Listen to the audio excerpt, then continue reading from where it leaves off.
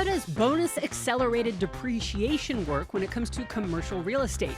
Is real estate a good source of retirement income? And can it take the place of safe assets like bonds in your investment portfolio? That's today on Your Money, Your Wealth podcast number 433. Plus, can investments be transferred in kind from an inherited trust to a brokerage account? And what tips do the fellows have for acing the CFP exam and launching a career as a financial advisor? If you've got money questions, visit yourmoneyyourwealth.com and click Ask Joe and Big Al on air to send them in as an email or a voice message. I'm producer Andy Last, and here are the hosts of Your Money, Your Wealth, Joe Anderson, CFP, and Big Al Clopine, CPA. Hi, YMYW team. This is Papa Joe from Naples, Florida. Type in this email while drinking a Modelo, and my 1-year-old Snoodle, a puppy, sitting on my lap. Nice. My question is regarding bonus accelerated depreciation as it relates to purchasing a commercial real estate property. I want to purchase a $3 million car wash or gas station strictly as a landlord, not as an owner-operator, via 1031 exchange this year, and then perform a cost seg study to appreciate 80% of the capital improvements, including the equipment, which the IRS allows in 2023. Is this 80% bonus depreciation? If this 80% bonus depreciation is 1.2 million, can I use this amount over many tax years to offset any proceeds from the following: rental income from this property and other properties, dividend from traded REITs, K1 reported income from real estate syndicated deals and partnerships, K1 income from non-real estate businesses, and or is there any other types of income that can offset? I know there will be depreciation recapture when the property is sold, but if I sell the property in the future via another 1031 exchange, will the depreciation recapture continue to be deferred? Thanks for the great show. Is it help me in figuring out that I can retire and how to set up a solo 401k and a mega door back Roth? All the best. Oh, he's learned a lot from us with Papa Joe. Is killing it in Naples. Well, I got a few things to go over here. A few misconceptions. We got to break a couple of these terms. Yeah, we got to just slow the roll here. We do. So with Papa Joe. Yeah. So maybe to translate. So Papa Joe wants to buy a business that is part business, part real estate. $3 million. It's a car wash or gas station, right? So that's what he's buying. And he's trying to buy it on a 1031 exchange, which means he already has another property that he wants to sell. And if you do a 1031 exchange and you follow the rules, then you can actually defer your gain from the property you sold into the new property. So that's what he's trying to do. So for instance, he bought a property for $100,000. It's worth now $3 million. Yes. Instead of paying the tax, he's Right. going to roll all of that gain into this new property via 1031. Yeah. And so that's a perfect example then. So in that particular case, you buy this $3 million property, your depreciation doesn't change. All you get is the $100,000 that you started with. The only time you get new depreciation on something like this is if you put new money into it. So in other words, you sell a property for $2 million that you bought for $100,000. We use your example there. So you got $1.9 million of gain you rolled into the new property, but you had to put another $1 million in, whether it's your own cash or you borrowed it, doesn't matter. That's considered putting money in. So you get to depreciate that extra $1 million that was new money, right? Or new financing. So that's what we're talking about. Not the whole $3 million. We're just talking about, in this example, the $1 million. So that's what you have to work with. So he would get in that scenario, because his total basis would be 1.1. Yeah. So would he get 1.1 of depreciation? Yeah. And I mean, he's already depreciated, right? So it's whatever's left over. Left over from the 100,000, Yeah. which is probably zero. Yeah, we'll call it zero just to make the example easy. So the $1 million that you get to depreciate now, well, first of all, you got to split that between land and building. So part of it's land, part of it's building. Land, by definition, per the IRS, doesn't depreciate because it's there. It stays there, right? Absent an earthquake or hurricane, the cliffs rolling into the ocean or something like that. Then can you depreciate? Yeah.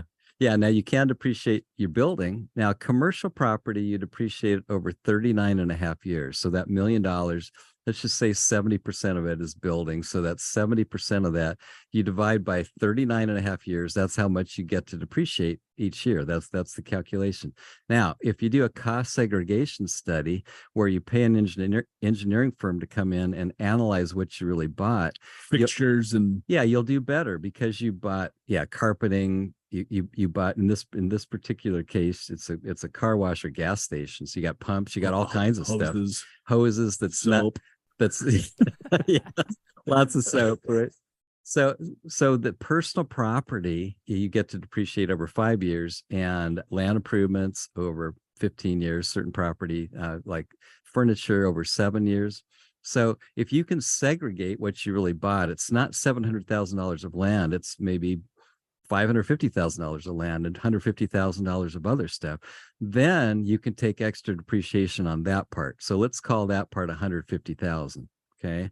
Now to do the bonus depreciation, your depreciable life has to be below 20 years. So the 39.5% building out the window. So you're left with $150,000. You could take 80% of that. So let's call that $120,000. That's what you get to depreciate, not $3 million in my example. Yeah. Right. And then you can use that against profits from that business.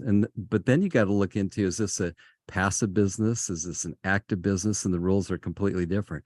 If it's passive, if you really have very little to do with it and it's real estate oriented, you can only net it against other real estate income. If it's active, and you'd have to dive in to see exactly how much you're doing and how much of this is a car wash versus real estate, then you could take those losses against any other income, generally only in the year that you have the loss.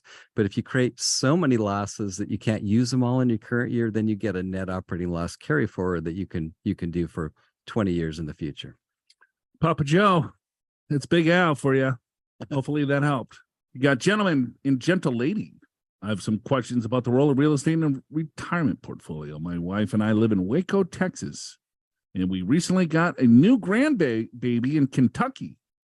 I'm a retired doctor. I like IPA beers. I drive a modest Toyota Corolla, silver, so it never looks dirty. All right, that's wise. Yeah, it is well, wise. he is a doctor. He's got a couple more years of education than me. Yeah, he's way smarter than me. Way smarter. We have done well to save, so I know we're set for retirement. I'm not interested in but I am interested in tax savings. Okay. As I feel that I paid my fair share so far. I'm 67 years old. I have $3 million in a traditional IRA and $8.5 million in a, excuse me, doctor. Brokerage account. Doctor, get over this right away. Doctor, you are a saver. I've heard real estate is good for retirement income because it produces steady income. But you also have to either manage the properties or pay someone else to do it. And there's no guarantees. Wow. You start thinking about doctor. I know. Here it comes. Here it comes. So, are there significant tax savings opportunities if I buy an investment property in either Texas or Kentucky? Google says I can deduct R&M expenses, repair and maintenance, and depreciation, among other things. But is it deductible against only rental income or possibly against my total income, namely eventually my really high RMDs? I'd rather not have the hassle of trying to rent it out to anyone. I'm going to have the heck. What the heck is bonus depreciation? Oh, that is a good question. And finally, in terms of so he's just doing research. Yeah, he's got all these buzz terms. He's got the doc. He's like R&M expenses, depreciation. That's right. Bonus depreciation. Yeah, that's right. I also thought about holding the properties in a trust so they're not included in my future estate tax. Oh, he's going to do an irrevocable trust. Well, he's just buzzwords. Yeah, let's get it out. Come on, Doc. Come on, let's go. I look forward to the show each week, and I tell all my friends about it. You'll be prime time in no time. Thanks. All right. While you were choked up, you missed the part that he asked, what unique aspects does real estate investing have over other capital assets? Nothing. There you go. It does. Well, let's see. So Doc Jerry, here's what I would say, being a longtime rental property owner since the decade of the 1980s. How about that? we're close to the same age. I'm a little bit younger. But at any rate, so yeah, rental properties are great because when you buy a rental property, not only do you get income, but you get appreciation. So you can sort of double up and you don't even have to use all your own money. You can borrow money from the bank, you make a cash flow, and you have appreciation. In some cases, you can make quite a bit of money if you pick the property right and you manage it successfully and so forth. But it's a lot of work. It's like running a business. Now, if you just buy one rental property, maybe it's not that big a deal. But it's still a lot of work. There's a lot to learn here on being a landlord and getting tenants. I would highly recommend you get a property manager, even though they're probably going to charge you 8 to 10% of the rent. I think that's wholly worthwhile. You do get to deduct your expenses against rental income, but there's something called a passive loss rule, which states that if your income is over $100,000, then it starts phasing out your ability to take losses against other income. And once your income is over 150,000, you cannot take any current losses. That loss just keeps, it's a passive loss and it carries forward. This RMD is probably going to be over that limit. Probably way over. Plus, I don't know what kind of income you have on the other big pile of money you have in your brokerage account, but I'm guessing your income's over 150. So you wouldn't get any current tax deduction. You could only net it against rental income. And by the way, you can't take any of these deductions if you're not going to rent it. That's called a second home, right? That's a personal asset. So if you want to at least take any kind of deductions, you're going to have to rent it out, hire a property manager. I will say this, if you go to Kentucky, you have a property in Kentucky, you might be able to write off at least a portion of your trip when you go to visit your grandbaby because you got a property there. There's a lot of complex rules there, but yeah, it's a great asset, but it's probably a lot harder than you would think. Yeah. Jerry's not doing it. Guaranteed. I wouldn't necessarily recommend it unless you've done it and are really into it. All right. Thanks, Doc. Dr. Jerry's question originally aired in episode 426, and Don's real estate question coming up is originally from episode 416 for those keeping score. Is real estate investing a pathway that you should consider to boost your retirement income? First, go to the show notes and download 10 tips for real estate investors. Then, join Big Al Clopine CPA for a free webinar on the topic on Wednesday, June 21st at noon Pacific, 3 p.m. Eastern Time. Find out what you need to know before you dive into buying rental properties, the pros, cons, and mistakes to avoid, the financials that determine what makes a good investment property, and how to minimize taxes through your real estate investments. Plus, get all your questions about creating retirement income through real estate investing answered live by Big Al. Just click the link in the description of today's episode in your favorite podcast app to go to the show notes, download 10 tips for real estate investors, and register for the Real Estate Income webinar. Both free from Your Money, Your Wealth and Pure Financial Advisors. Got Don from Virginia. I am recently retired, sold a business in 2019 and another in 2022. I'm semi-retired because I have a small real estate business that produces on average $100,000 a year net revenue after taxes in the form of 11 single-family houses. We spend about $125,000 a year, $25,000 of which is health insurance and costs. Just venting. That is not my question. Okay. Didn't sound like a question. I had two questions, but I'm realizing now my second is dumb.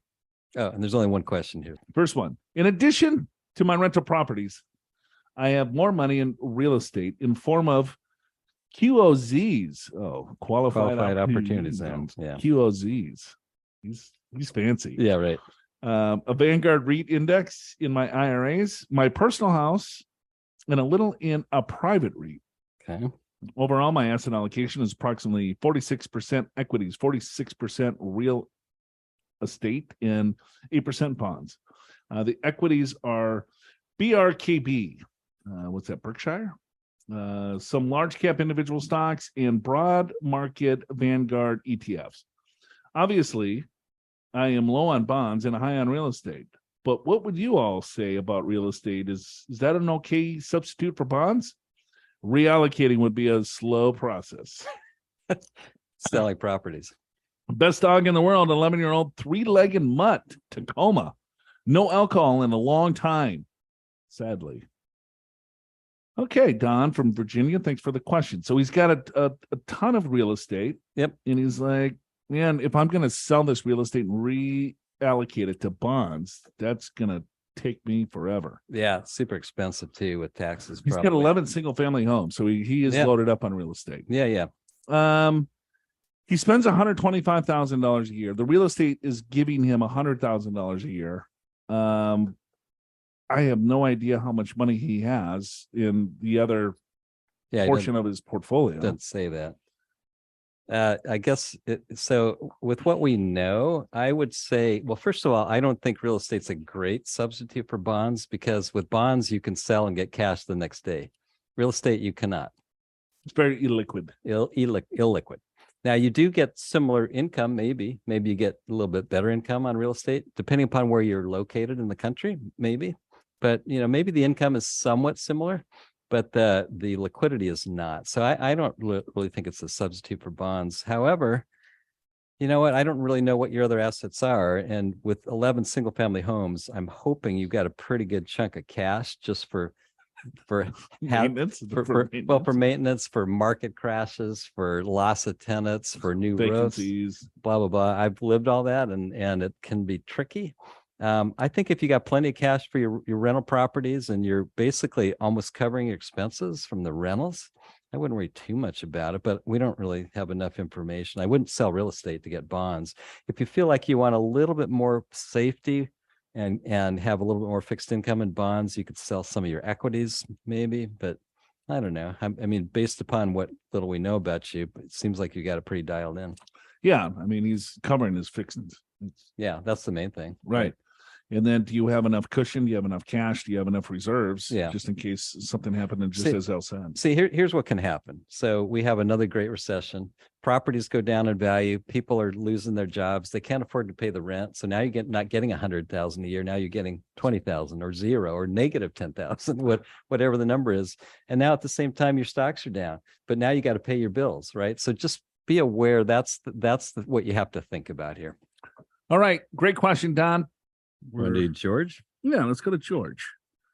Hello, Andy, Joe, and Al. Thank you for sharing your knowledge about investing and planning for retirement. I feel like I've learned a lot by listening to you.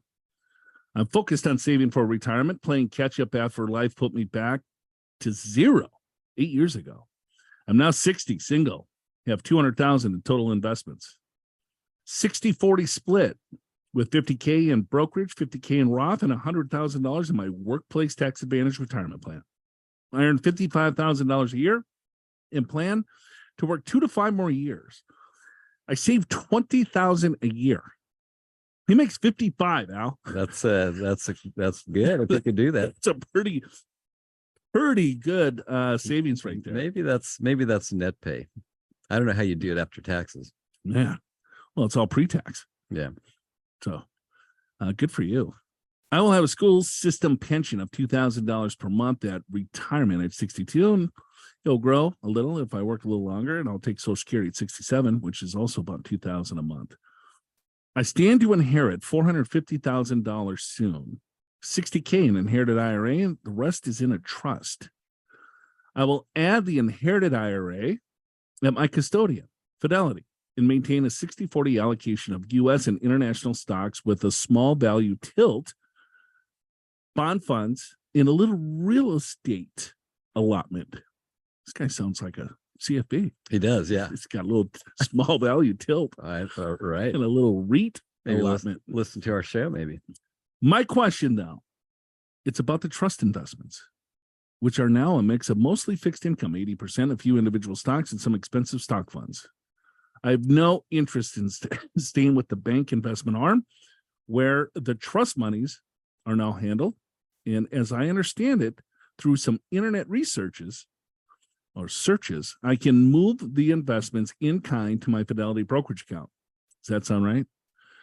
My hope is to realign the mix to a 60-40 allocation after moving this inheritance to the brokerage account. That would mean selling all of the extraneous. Thank you. Expensive and repetitive funds the bank I bought for my deceased benefactor and buying a simple mix of index funds. Jeez. Okay. Keep going. Could you help me understand the inherited investments are handled on a step-up in basis in what I should expect for tax consequence. Also, about half of the fixed income portion is in municipal bonds and the other individual bonds with maturity dates in the years to come. I obviously am not in a tax bracket that justifies municipal bonds, and I have no interest in buying and selling individual bonds now or in the future, but rather will always use the core bond funds. Do I lose money if I sell them early than the maturity date and try to keep my portfolio simple? I know a likely response will be to find a fiduciary financial planner to help me out, and I'd likely will be giving your firm a call for a consultation as well as checking with some others. Look at that. Yeah. Don't He's even, doing some research. don't have to, well, he's already given us a call. We're going to answer his question, and then We'll see. He'll see how we do. exactly. We'll probably blow this thing Probably. up. Now I'm getting nervous. We got some business on the line here, Big Al. Here, let me get Kleenex to dab your Yeah. forehead. With some, get a little, in checking with some others when my nest egg grows substantially in a short time. But I enjoy handling my modest investments now and continue to doing so as much as possible. Anyway, keep up the good work and look forward to hearing your response. George in Kansas. Okay. Okay, well, first of all, let's talk about when you inherit these assets. Yes, you can move them to your Fidelity brokerage account in kind. That's not a problem. Easy peasy, full step up in basis. Yeah, full step up in basis means that whatever the value is when the individual passes away becomes your new cost basis. So it doesn't matter if the investments were bought for 50,000, right? Now they're 100,000. Your cost basis is 100,000 because that's what it would be worth, or that's what it was worth the date your parent or whoever this is, The benefactor. Thank you. I was searching for that word and it wasn't coming. The date the benefactor passed away. Okay. So when you sell them, like, let's say you sell them in the next week, there's no tax consequence, right? Unless the stock goes up or down in that week. Right. So yeah, that's the good news about inheriting assets outside of a retirement account. You can sell those, you can rebalance, and there's no tax consequence at all. But we're assuming that it's just a revocable living trust. Yeah. And it is. Okay. Because there was a Side follow-up. All right. Follow-up. If it was irrevocable, That's totally different. Yeah. totally different. Yeah, you're right. Good point. Yeah. So easy peasy, George. You get the assets because you're the beneficiary. Yes. And then whenever the successor trustee settles the estate, then that account will go into your name. And then from there, you can just do an 8-cat transfer, right into your Fidelity account. Yeah. And Those then investments go right over and you can sell them there. As far as the inherited IRA, so you can obviously buy and sell assets in that as well. There's no tax consequence, but you will pay taxes on that because all money coming out of IRAs is taxable, right? As ordinary income. yeah, on the distribution. On the distribution. Yep. And you've got there's a 10-year period where that has to be distributed nowadays. All right. Hopefully that helps. Let Joe and Big Al spitball on your financial situation. Click the link in the description of today's episode in your favorite podcast app to go to the show notes, then click Ask Joe and Al on air. Tell the fellas the relevant details like your name, ages, and location. The name can be whatever you like. The ages and location should be real for a more accurate spitball. Also, when do you and your spouse, if you have one, want to retire? How much do you think you'll need to spend annually in retirement? How much do you make and save now? And how much do you already have saved and in what types of accounts, Roth, 401k, brokerage, etc.? And provide any other details that are relevant to your question. Then, to help Joe better visualize your situation, tell us where or how you listen to YMYW, what you drink, and anything else you want to share, because this show would not be a show without you. And if you're among the 13% of listeners who are not following YMYW, you'll know when Joe and Big Al answer your question if you just tap that follow or subscribe button in your favorite podcast app. St. Clairsville? Claryville? Clairsville. I've never heard of that one. Yeah. It's in Ohio. Never been there. Yeah. Hello, Joe. Big Al. My name's Craig, 22 years old. I've been listening to YMYW for the past 3 years as I worked long hours in a manual labor job during the summers home from college. So he'd be listening to this garbage. What's worse, manual labor or listen to this got off the Well, show. if you got a horrible job that doesn't require a lot of brain work, you might as well just torture yourself. Oh, it's like life can't be any worse.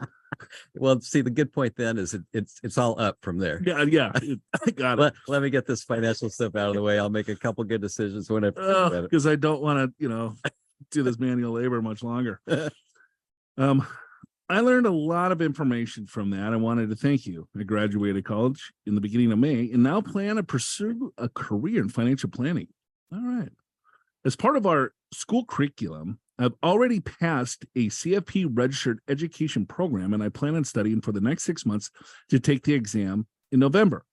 I was wondering if you guys could spitball on tips for taking the CFP exam and advice on building a successful career for all your young listeners out there. Thanks a lot and love everything you guys do. All right. Well, congrats, Craig.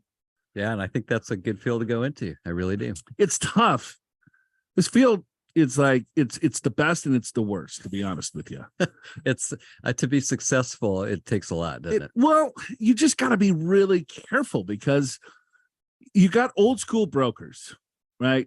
And then they're going to look for associates. And so there's going to be plenty of jobs for the young CFP grads to go there, and they're going to be an associate advisor, and they'll be like, oh, you'll be my succession plan. Right.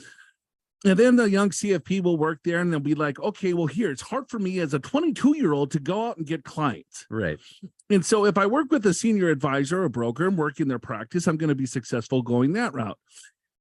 Most times that never happens because all of a sudden the younger associate advisor does all the work and the senior broker is still making a ton of cash. And he's like, why on earth would I ever want to give this up? Right. And then he's 60, 70, 80, then he 85. dies at his desk. So it may take a while. Another route you can go. So you can work in the custodial channels, which I think is a good route. So you can go to Fidelity, you can go to Vanguard, you can go to Charles Schwab, Sure, right, and be a financial consultant. I'm not sure of the full career track there, but you get a really good learning base. But there's a lot of transactions that happen there in regards to how many clients that you have to serve, and you're really not doing deep dive comprehensive financial planning. For what I hear, I've never worked there. Yeah, me neither. But yeah, what we hear then is to make your salary. It's basically based upon the activity. So it's like you're on a treadmill, which never lets up. Sure.